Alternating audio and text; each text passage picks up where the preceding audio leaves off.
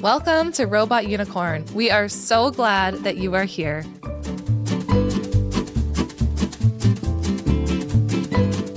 My 4-year-old watched Moana. She became terrified of Shiny the crab.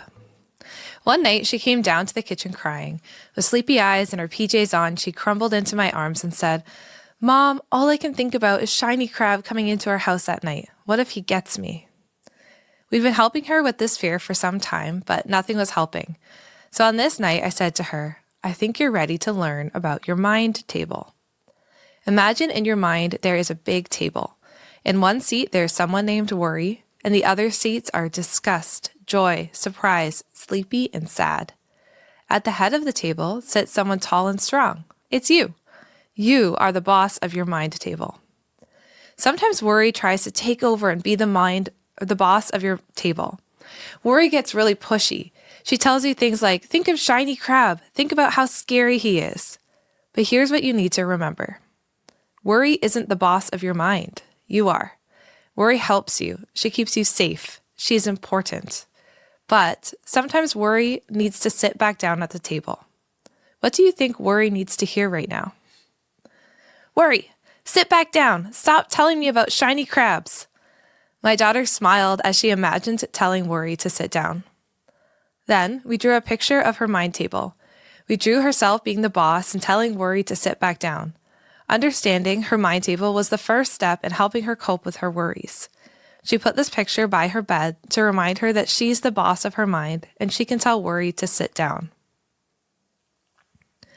That was over 3 years ago. For months, she'd take her worry table picture everywhere she went with her. She liked it as a reminder that she was safe. Today, I found a picture of her worry table under her bed. It had fallen there and we forgot to grab it. Over time, with coping tools and the safety of her relationship with us, the big worries went away. Worry stopped being the boss of her mind table. It can feel really hard to know how to help your worried kids. You want them to know they are safe, and you also don't want to dismiss their feelings. The mind table is one way to help your kids know that they are the boss of their mind, not Worry. That's a good post. When was that posted? October 29, 2024. Oh, that was this year. That was pretty recent. Does she still have that in her room? No, when we moved, she didn't need the worry table anymore. But she legit had that.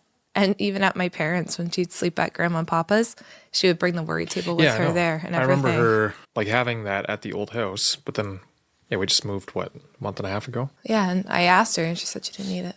Well, truthfully, I feel like she's not the same in that way. Like, she really doesn't, worry doesn't control her mind anymore, which is kind of cool. Yeah, it was cool because when we did the worry table with her, I would actually hear her, at night sometimes saying, "Worry, sit down. I don't need you." I could hear her saying it.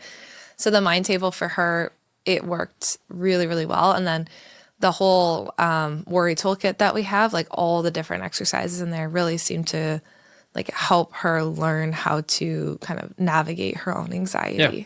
Honestly, she's very confident now. Yeah. Compared to, she was, no, I would say she's definitely more confident now than she was when she was little. She'd be worried about being around other people. She had a lot of worries, yeah. Now she likes being in the school play and being up front in front of everyone. And it's not the same level of that she used to have. Yeah, and even watching shows and everything, she'll get scared of certain parts, but it's not it's going to stop her necessarily from watching. She can differentiate. Maybe it's because she's older too, but she can differentiate between movies and what's real, I guess. So my initial instinct, and I did read this and then looked at some of the comments and everything. So my first question to you is, did you copy Inside Out? I laughed at the I know the answer to this. Well, I laughed at the comments this is just the movie Inside Out. Because, obviously the movie Inside Out is based off of something, right? Some psychological research. Yeah. And if you look at who helped produce the movie Inside Out, there's a lot of psychologists. I think there was two clinical psychologists that helped them. And they had different clinics that helped them kind of create the concept They're referenced at the end of the movie. I can't remember who. Anyway, that being said, I did, like, the first time I did a post on the mind table was probably 3 or 4 years ago. So before the second Inside Out movie ever came out. And the mind table is really based off the work that I have done with anxious kids. Yep. And I would teach them the mind table. So that dates back like 10 years. So I would say, no, this is not based on the movie Inside Out, but Inside Out is based on the work that a lot of us do as psychotherapists. Yep. So it makes sense that they are aligned. Now, I looked into it. It seems to be based on IFS, like a Yes. type of therapeutic, what do you call it, modality. Yeah. I don't know if it actually is, like, if that's Yeah, I that would was say the purpose behind it. Like, they specifically tried to make it seem like that. not necessarily. I would say when I was in my own IFS therapy many years ago, that's kind of when I started thinking about this idea for kids, because I was doing IFS on myself and finding it really helpful. Yep.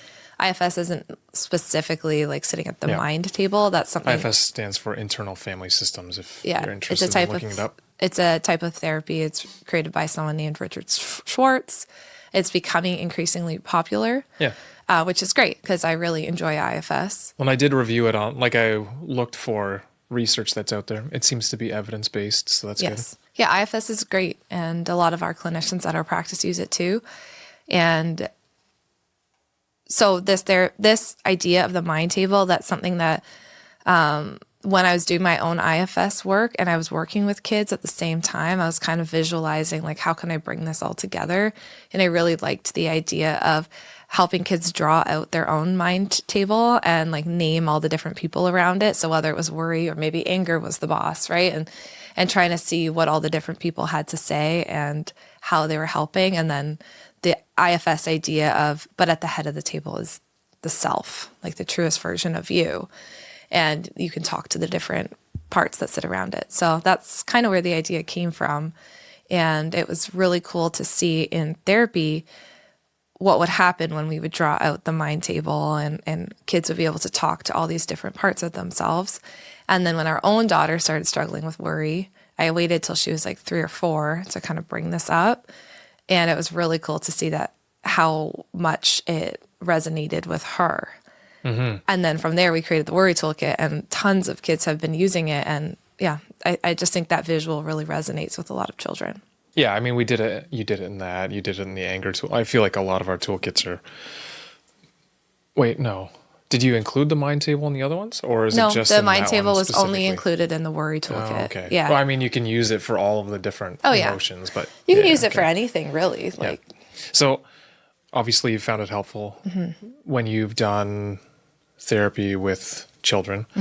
Why do you think this concept of, like, a mind table is so helpful for kids? I think children, I mean, honestly, it's helpful for adults too. You probably saw Well, that was going to be my next phase okay. of my questioning. Yeah.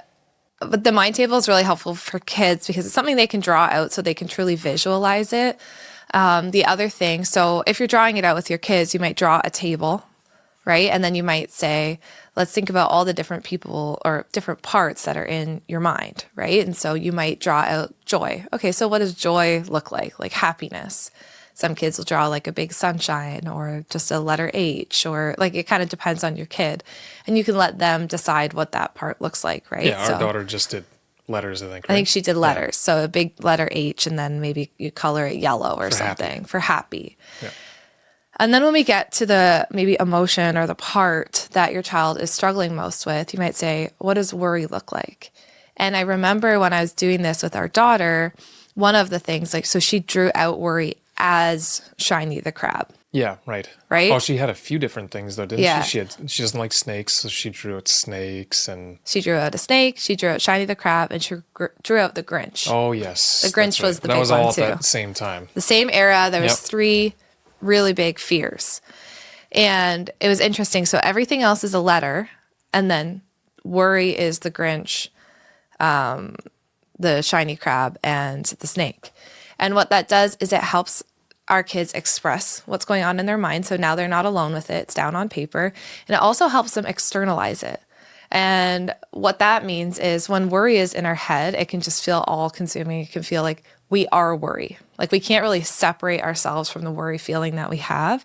But when you can draw out what that feeling looks like, you can talk to it as if it's a separate part of you and it's not all of who you are. And so kids will do that. Like, we'll do that with kids in therapy in all sorts of ways, right? Like, some therapists say, and I don't love the worry monster thing, but they'll be like, draw out your worry monster. Like, what does worry look like? I personally don't like the monster language. I like to teach kids in therapy that worry is there to support you.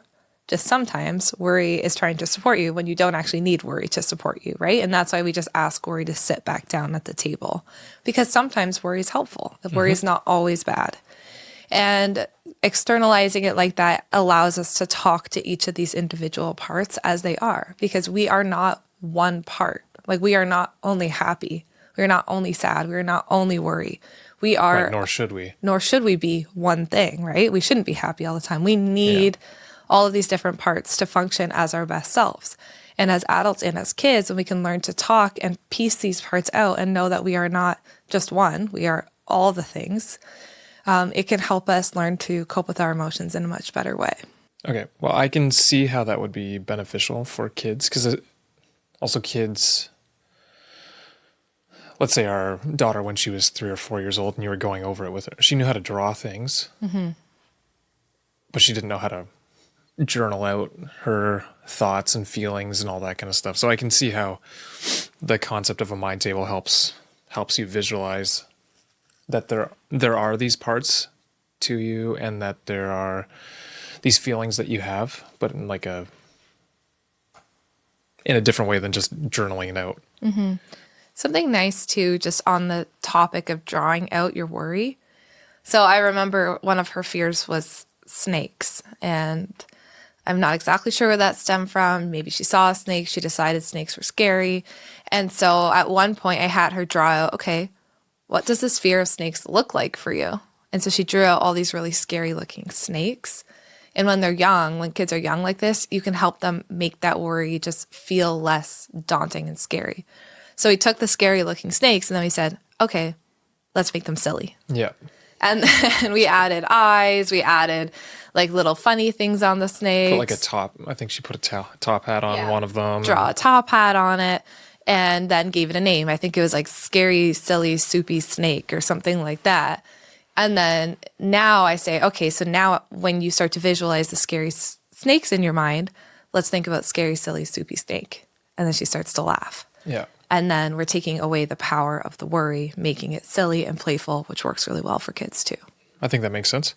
Now, I wonder, like, it makes sense that it works for kids. Honestly, I can see it. It's playful. It's fun. That to me makes sense. And you can use it with any feeling or emotion that they have. But one comment that I read was that it almost seems like, someone commented that it kind of felt like you were saying, well, just don't think about it. Right? Which doesn't seem to be the most healthy way of dealing with your emotions. So why is this not that? Yeah. Great question. Because I feel like it could very easily turn into something that is like worry, sit back down, and like just always shoving worry down instead of dealing with it. Which is not necessarily healthy either, right? So I can see where their point comes from, because it kind of feels that way a little bit, that you're just kind of saying, worry, that's enough. I don't need you right now. Go sit down. And you're sort of suppressing that. Yeah. So if every time worry comes up, you're saying, worry, sit back down. I don't need you. Worry is going to push its way back even further, right? But I think that there's a difference between, let's say, I'm giving her that story at bedtime. At bedtime, she doesn't need to have worry stand up and talk to her about Shiny the crab, right? She needs Sleepy. We called it Sleepy to stand up and help her go to sleep. And what can be really helpful for kids and adults is to know that there will be a time that we're processing that worry. So sometimes it can be called containment in therapy, but like sometimes we're taking something big that feels overwhelming and daunting and being like, I'm going to give myself a time and space to focus on processing this, but I'm not going to let it take over my mind the entire day.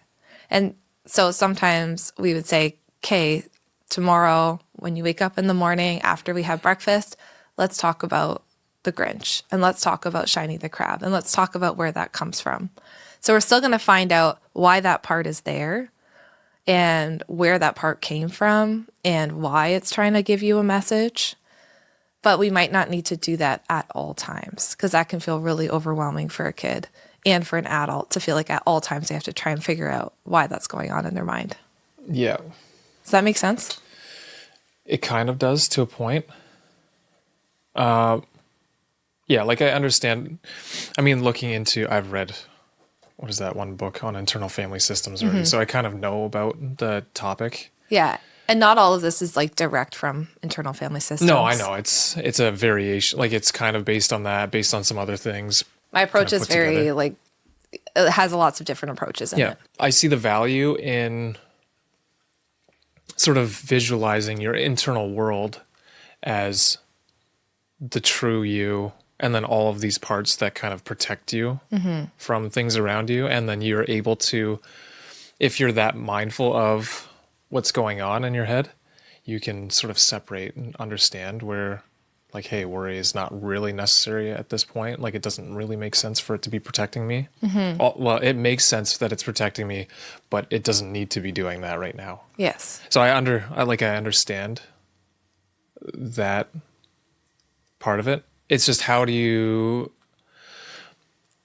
okay, let's say someone is using the worry toolkit Yeah. and they read it very literally, and it's almost as though that's what they teach their kids.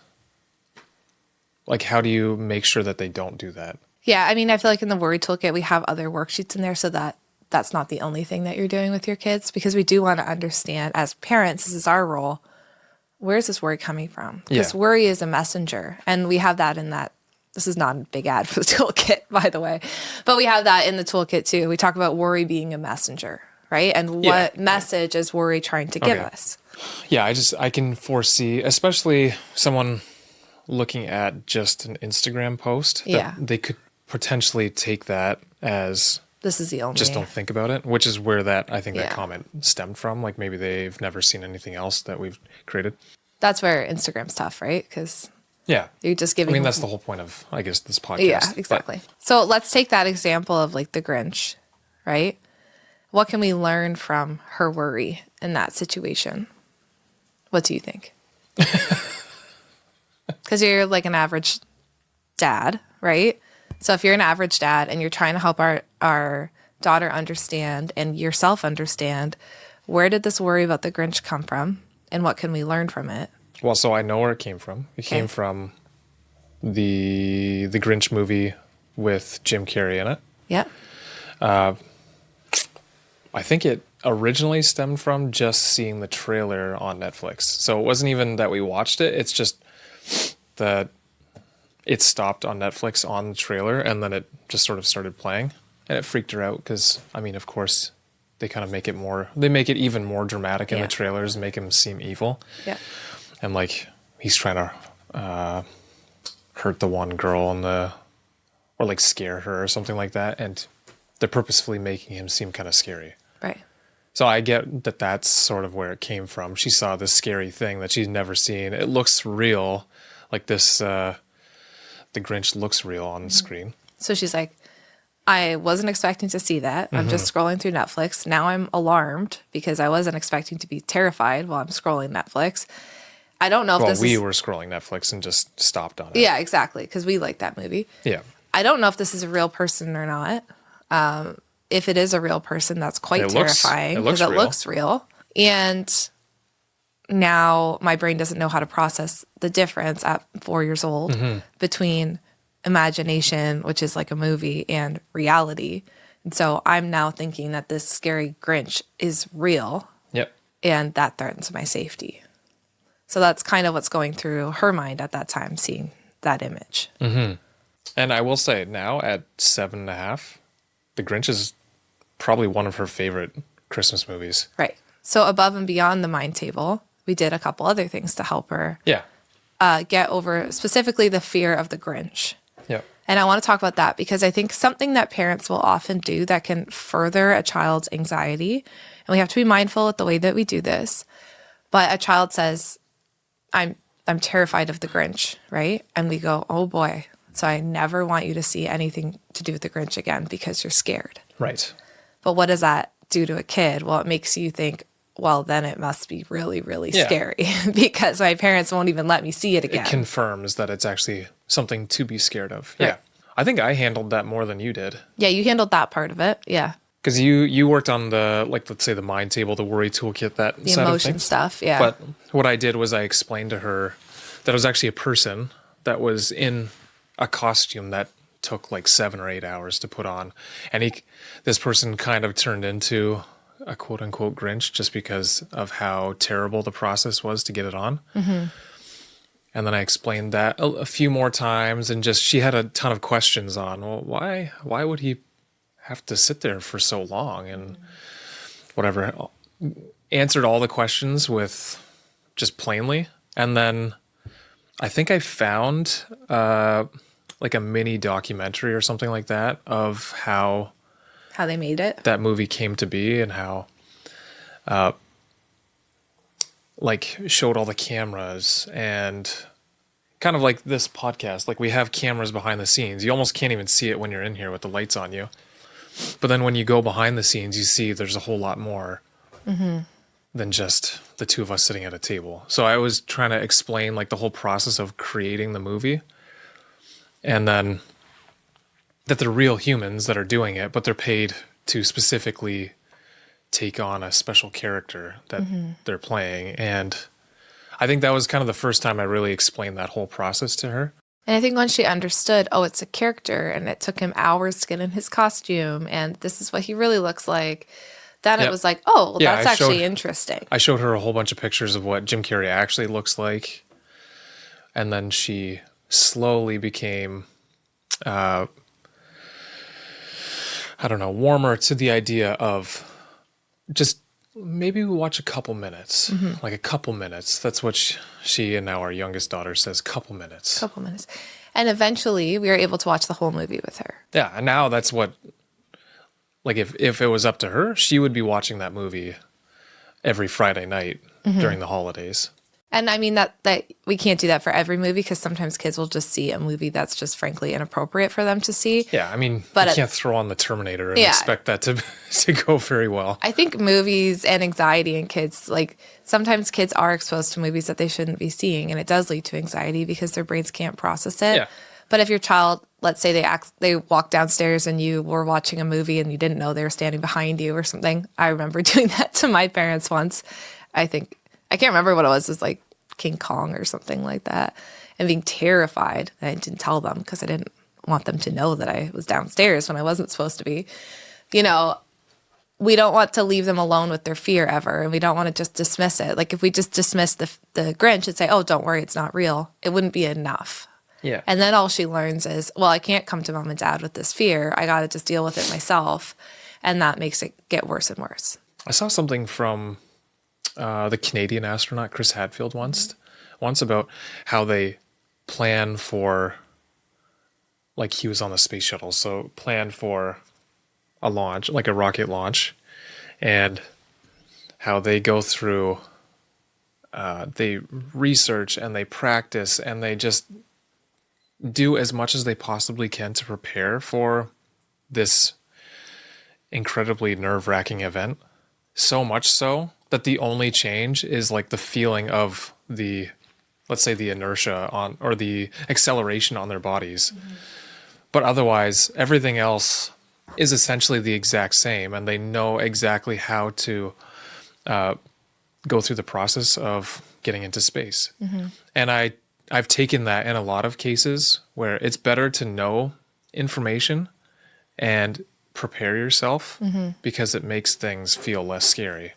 So I've taken that with our kids too. Like the more information that they can, or knowledge they can acquire, it just ends up making things feel less scary to you. So that's the approach I took with the Grinch. I explained to her the whole process of making a movie, and one like the Grinch, and explained all the people that were in it and showed her real pictures of all those people. And it slowly over time helped her understand and prepare her for the fact that this thing that she's watching on TV is actually not necessarily real. There's real people and real things that are happening, but it's sort of a made up story that's fun. And Right.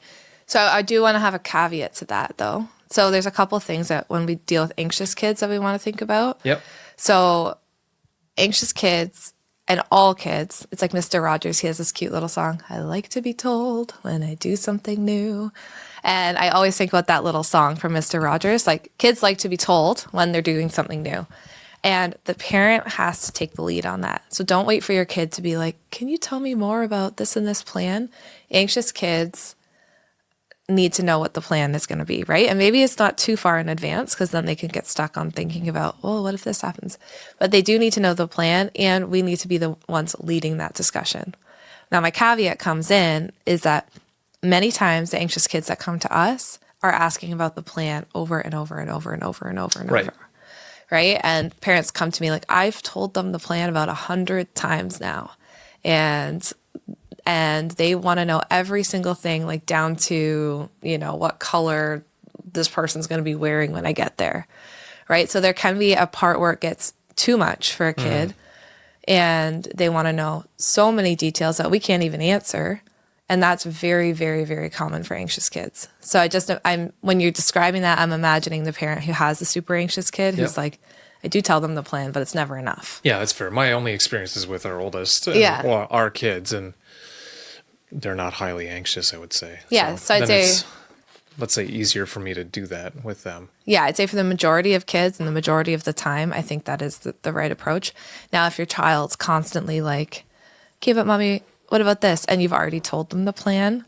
Sometimes that's just a sign that, okay, you're feeling anxious about this, and maybe we need to support them with the anxiety and some tools to cope, and not always telling them the plan a million times. So Right. what you might do, if your kid's older, they can write it out. They might write it in a journal, like, this is the plan, this is what we're going to do. And if they keep asking you, okay, I told you the plan. Why don't you go back to your journal? The plan hasn't changed. Yeah, or draw pictures of the plan or something like that. Yeah, like going to the doctor. Oh, what's the doctor going to say? What are they going to do? Yeah. When are they going to check me?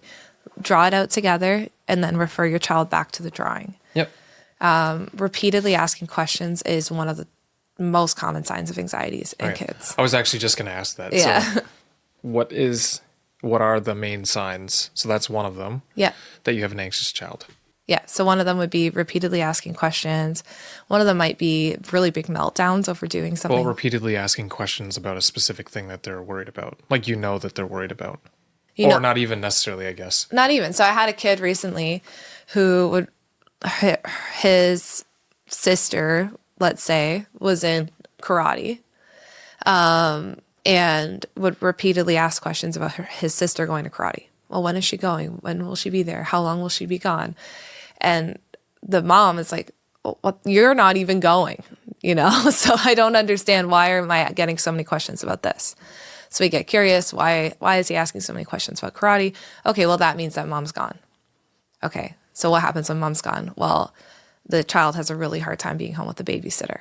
Okay, so that's actually the issue here, right? So we want to just always... You're getting curious. You always want to get curious to try and understand, but these recurring questions, even when you've answered it, I will say in my experience with anxious kids, is one of the most common things. Okay.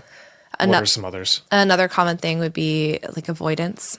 I was thinking about our middle daughter who recently had like a choking incident when she was on the highway. She choked on a Timbit, and I had to pull the van over on the highway, which was quite scary because cars were like flying past us. I had to get her out of the car seat. Don't come mom shaming me for giving my kid a Timbit. I have learned my lesson to not give them food while we're driving. Yep. But basically what happened after that is she didn't ever want to go on the highway again. Yeah. Still to this day, she's hard. getting better. I went to Costco with her last night, and she actually chose to go on the highway because it's faster. Yes. She did that with me the other day too. That's like only recently that she's been okay with going on the highway. Right. So for about 6 months, anytime we got in the car, immediate tears, are we going on the highway? Right. So sometimes we see anxiety come in like trying to avoid something. Sometimes we see anxiety come out in really big meltdowns over things, and we don't necessarily know what. Like a lot of times, let's say we're dropping a kid off at school, huge meltdown. That can be a sign of anxiety. Sometimes we'll see kids being really angry, Anger is one of those like hidden signs of anxiety. You think they're mad, but really they're stressed out about something. Peeing the bed at night is a really common one that we see in children, like repeatedly peeing the bed over and over, nightmares, unable to sleep well at night. As our kids get older, we'll often see that. Misbehavior. So kind of like, again, with the anger, like it's just misdirected anxiety. It's coming out in different ways. Sometimes kids will say that they're worried. That's great. Like, I love when kids can actually just tell us. But a lot of the times with anxious kids, they're not just telling us. It's coming out in a lot of other ways. Yep, that makes sense. Well, and it's funny you say all those things. Yeah. I'm like, I'm pretty sure I had every single one of those as a kid. Yeah, you probably did. So it would make sense. It would add up. Interesting. Well, we see that a lot in kids. Like, they'll come to the office because, well, they won't stop wetting the bed and they're 9, right? And, you know, let's work on this behavior of wetting the bed. And then the more we get curious, we try and understand. Is that a behavior, though? Like, it can be seen as behavioral. Like, sometimes a doctor will be like, oh, you should see a therapist for the bedwetting to, you know, try and change that. And then we get curious and we're like, oh, okay. Like, there's nightmares. And the kid saw, you know what I'm seeing a lot these days actually in anxious kids is they saw something on YouTube that was really scary. And I had that with a little boy. He saw something on YouTube, and it was really terrifying for him. And he wasn't supposed to be on YouTube, so he didn't want to tell his parents. And he was probably like 9, and he started having bedwetting incidents. And they like ruled out all medical stuff. And the doctor's like, I think he should just see a therapist. So he saw me, and we were doing a lot of like drawing out stuff and going through stuff. And many sessions in, because this little boy was so guarded and did not want to get in trouble for watching YouTube.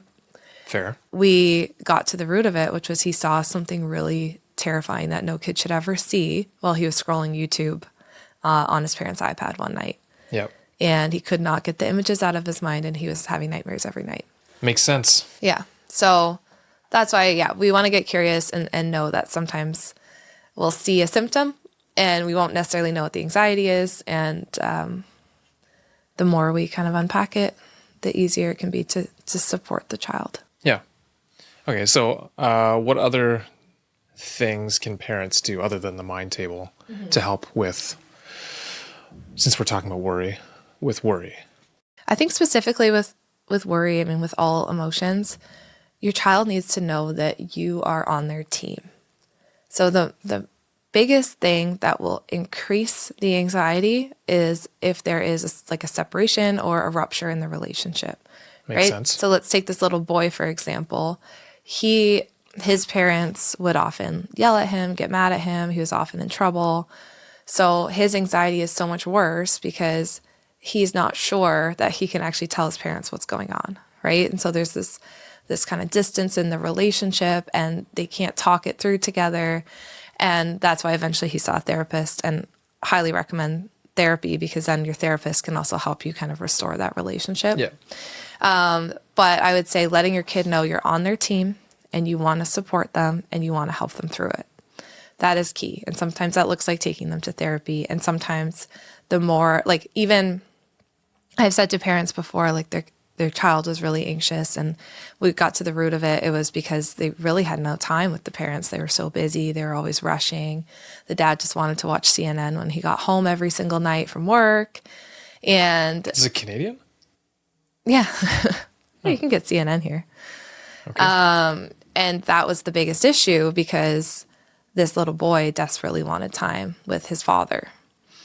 And I kind of said, like, I can do what I can do in therapy, but at the end of the day, this was many years ago, but at the end of the day, this anxiety is stemming from like this desire to be with you. And you would be better off spending the hour that you're coming to me going and doing something special with your son. Right. And, in that case, that didn't happen. But I truly think if you have an anxious kid, it's time to tune back into the relationship as much as you can and get that special quality time with them so that they can come to you and be like, the Grinch is scary or the highway is scary. Yeah, that's probably the number one thing, that Yeah. they're not, one of their worries is not coming to you. Yes, exactly. So we're going to eliminate the worry that you're going to get mad at Yeah. them for their fears, right? Something else that we really do want to think about, and like there's so much nuance here, so I'll be careful how I say it, but not like allowing your kid to just avoid all things that make them anxious. Right. So, for example, with the highway, I was very delicate in how I approached that, knowing that she had that choking incident. And of course, that was scary, right? So, of course, we're journaling out, or drawing out what it felt like to choke on the side of the highway. We're talking about safety, right? Like, you were safe, mom was there, you know? It felt scary. It felt scary for me too. Like, I understand. And like kind of talking through what happened, processing it, and then being like, we're going to try going back on the highway again. Yeah. Well, mostly because we have to. We have to, right? We can't avoid the highway forever. And if we avoided the highway immediately after that and we're like, okay, like you're too scared to go on the highway, we won't go back on, we're telling her the highway is scary, you're right, and it's not safe to go on, and we don't feel capable to take you on. So like pretty soon after that, we were back on the highway, but I was coaching her through taking some deep breaths when we're on there. We would start like small little stints on the highway and slowly kind of building on that. And now she's feeling Sometimes better. I feel like, and I'm pretty sure we talked about this in another episode, but sometimes I feel like you have to sort of push your kids a little outside of their comfort zone in order to help show them that they're capable of doing things that they don't know how to do or that they've never done before. Yeah, I think there's right? Or that they're worried about. Like our oldest doing piano lessons for a couple months and already playing piano in front of the whole school. There's two pieces, right? There's helping your child with something that you know that they're capable of without like forcing them to do something that they're not ready for. Yeah, right. Right? So that's in knowing your own child, right? And like we knew that our child was like capable of doing this little piano performance in front of the school and that she wanted to, the motivation was there. So we encouraged her to do it. And then after she did it, then you can tell them the story of bravery, right? Like you were nervous, but you still went up there and you don't think, let's say with our middle daughter, if we were to have this exact same situation, but she's like, I don't want to do it. Do you just stop there? I don't think you necessarily stop there because I think kids will often be like, I don't want to do it. Yeah. Right? Especially our more sensitive kids. But we do want to be mindful because like you'll hear stories of kids who are like, well, I was forced into this and like almost in an angry way, not in a, I know you can do it and you're brave and strong way, but like, you're going to do it because I said so and I paid $50 for your piano lesson and you're going to do it. You know what I mean? Like there's a very delicate difference in the way that you approach it. So that's why I just think there's a lot of nuance there, and it's always tuning in with your own child because you might have a more sensitive kid and a ladder. Like I always talk about a laddered approach to anxiety. I used to like draw out a ladder for their parents and be like, okay, let's even say sleep. Like separation anxiety is huge at nighttime, right? And so if your goal is to get your child to sleep in their own bed and every single night they're sleeping in your bed, you're not just going to one night throw them in their own bed and be like, okay, I know you're capable of doing this. Good night, right? You're going to build tiny successes up that ladder into the point where they can sleep in their own bed. Help to show them that they're capable of doing it. Right. That's exactly what we did with the highway. We took a laddered approach and now she can go back on the highway. Yeah. But I don't just one day say, let's try for an hour on the highway. Well, let us know. Well, we talked a lot about anxiety in kids. And I feel like we need to do an episode on anxiety in adults and that parts work in adults, because I was just thinking about for myself, like we talk about the different parts of who we are. And like when I'm really anxious, sometimes I have to ask myself, like, how old is that part? And where did that come from? And I think we should do an episode on that at some point. This is like a teaser for a future episode. People, let us know if you like this episode and you want to hear more about how we can do this sort of mind table-esque style of therapy. Great. Thank you for letting me therapist nerd out in this episode. This was fun.